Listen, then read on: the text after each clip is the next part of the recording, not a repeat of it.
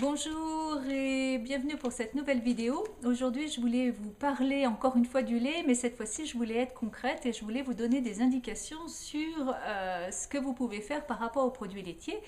Parce que j'ai bien compris que c'était pas toujours facile d'abandonner complètement les produits laitiers, bien que c'est souvent ce que je vous recommande si vous avez vraiment des problèmes importants d'acné, c'est certainement la première chose à faire. Maintenant, il est important de savoir, de reconnaître entre les différentes formes de lait et de produits laitiers, ce qui est vraiment très très mauvais pour vous, ce qui l'est un peu moins et ainsi de suite. Alors je voulais passer ça en revue avec vous parce que c'est important de savoir choisir.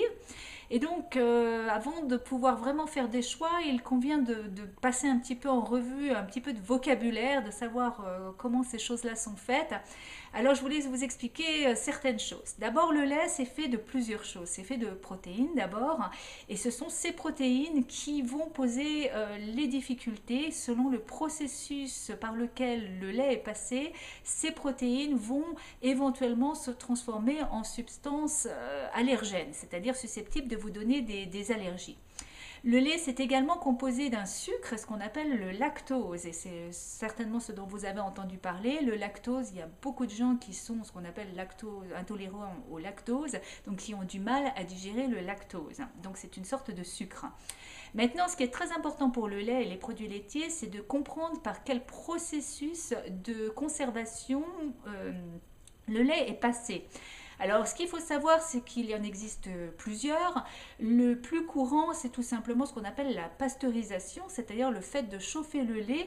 Alors, j'ai un petit peu pris des notes, j'avais peur d'oublier. Alors, la pasteurisation, c'est tout simplement le fait de chauffer le lait à 72 degrés pendant 15 secondes. Il y a aussi ce qu'on appelle la ultra haute température, le lait UHT. Alors la pasteurisation, ça permet de conserver le lait 7 jours. Le lait UHT, c'est quand on le fait chauffer à 140 degrés, voire 150 pendant 2 à 3 secondes. Et ça nous permet de conserver le lait pendant 90 jours. Alors le problème avec ces processus, si vous voulez, c'est que ça détruit énormément de vitamines et énormément de nutriments du lait. L'idée, si vous voulez, c'est de tuer les bactéries du lait, mais ce qu'il faut comprendre, c'est que plus on chauffe un lait, et plus on va détruire en même temps que les bactéries, des nutriments. Or, ces nutriments sont très très importants pour nous parce que c'est ce qui va donner une valeur au lait nutritive et qui va être capable d'éventuellement pouvoir aider ou pas notre acné. Alors, autrement pas, comme autre processus, si vous voulez, par lequel le lait peut passer, il y a aussi ce qu'on appelle l'homogénéisation, c'est-à-dire on va faire éclater les globules de matière grasse du lait. Et ça, c'est aussi un problème parce qu'on produit également de la chaleur en faisant ça, donc pareil, on change la valeur nutritive du lait. On peut le microfiltrer. Le microfiltration, ça veut dire qu'on passe le lait dans des filtres. Et ce qu'on fait, c'est que d'abord on sépare la crème parce que la crème a des globules qui sont trop gros pour passer par les filtres. Donc on enlève la crème, on passe le lait par les filtres pour enlever les bactéries et après on remet la crème. Et le problème, c'est que quand on remet la crème, et bien la crème elle est passée par de la pasteurisation. Donc la valeur nutritive de ce lait, encore une fois, a été changée. Et enfin, il y a ce que moi je trouve beaucoup mieux, ce qui s'appelle le lait cru. Alors le lait cru, on ne sait même plus de quoi il s'agit de nos jours. Le lait cru, c'est tout simplement le lait tel qu'il est sorti des pieds de la vache. On traite la vache et on a un lait cru, donc un lait qui n'a subi aucun changement.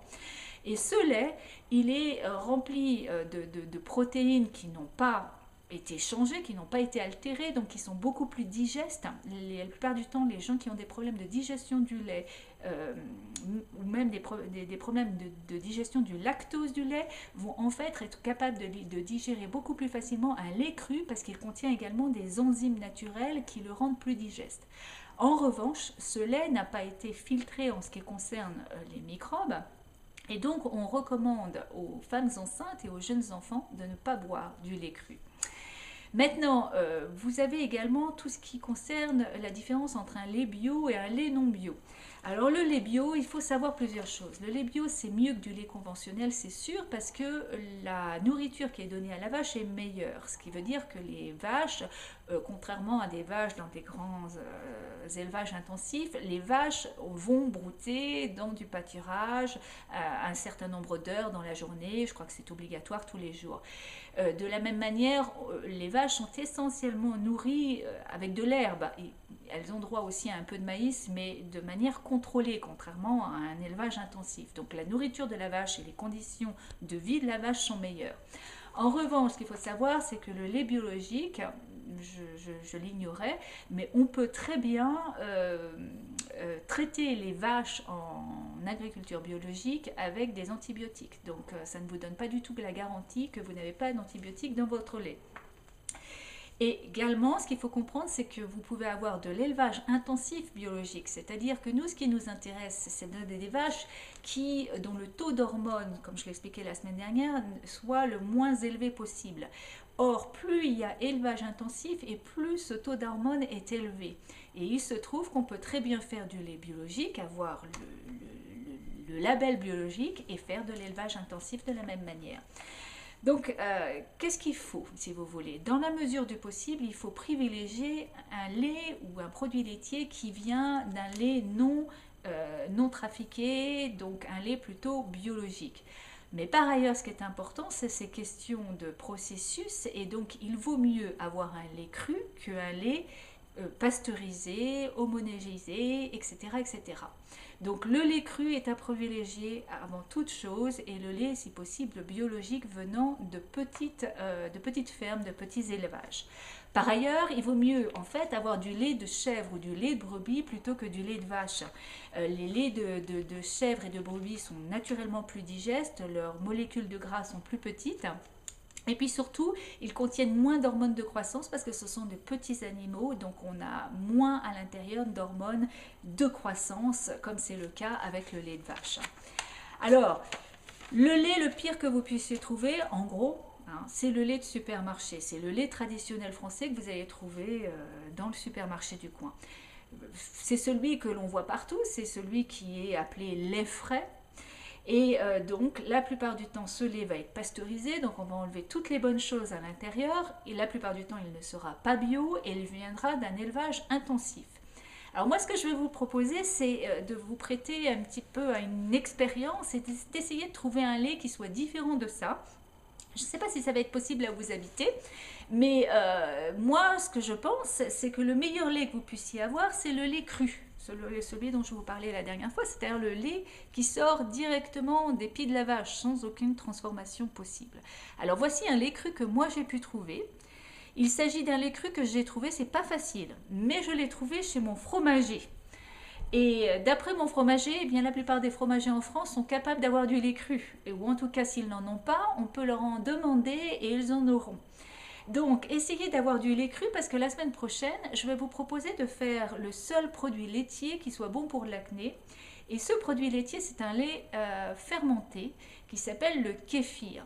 Alors la fermentation, c'est meilleur. La fermentation, c'est l'introduction de bactéries spécifiques à l'intérieur du lait de manière à ce que ça produise un lait fermenté. Les laits fermentés, généralement, vont améliorer ce qu'on appelle la flore intestinale. Alors c'est pour ça que les yaourts, vous savez, à grand renfort de publicité, on nous dit que les yaourts, c'est bon pour la flore intestinale. C'est assez vrai, mais ça n'a rien à voir avec ce qu'on peut obtenir avec un produit tel que le kéfir, qui est la Rolls-Royce des laits fermentés, qui contient beaucoup plus de bactéries que dans un yogourt.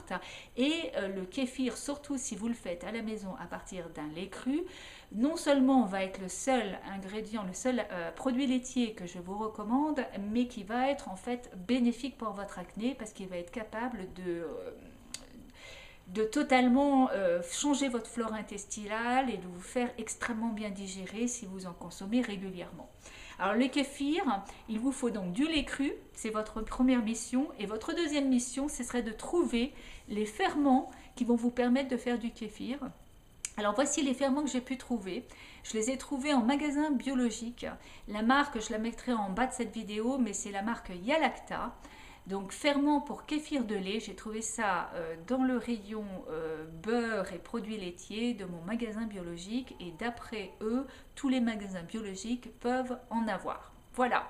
Alors, bonne mission, bonne chasse. J'espère que vous allez pouvoir en trouver. La prochaine vidéo, on se retrouve et on fait ça ensemble. À bientôt!